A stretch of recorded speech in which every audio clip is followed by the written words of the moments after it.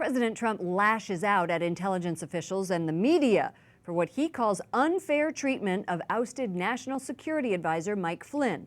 And he's blaming illegally leaked information for the reports that he and his campaign had contact with Russia.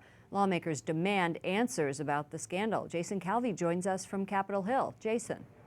Lauren, White House officials say they found nothing illegal when they reviewed transcripts of U.S. intelligence's secretly recorded calls between Michael Flynn and Russia's ambassador to the U.S. But both Democrats and Republicans here at the Capitol are demanding an investigation into what happened. President Donald Trump defends his former national security advisor, his first public comments on the matter.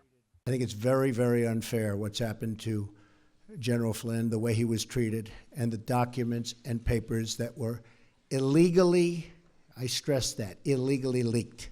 General Mike Flynn was forced to resign this week after misleading the vice president about his contacts with Russia's ambassador to the United States. Republican Steve King also shifting the narrative to the leaks. There are people within the intelligence community that disagree with President Trump, that don't want to see his administration succeed. That's part of the configuration of these timed leaks that came out. But lawmakers want answers from the president, including the top Democrat on the House Intelligence Committee, Congressman Adam Schiff. He knew weeks ago that Flynn had lied, when he knew weeks ago that the vice president had misled the country because Flynn had lied. He was okay with that. He was going to do nothing, say nothing about that.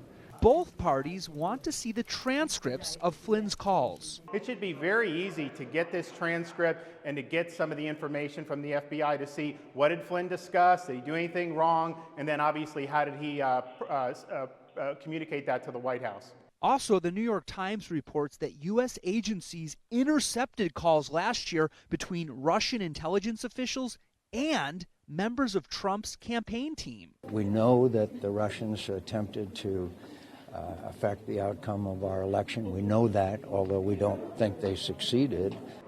In a string of tweets this morning, President Trump says the Russian-Trump connection is nonsense. He says the media is trying to cover up for Hillary Clinton's losing campaign.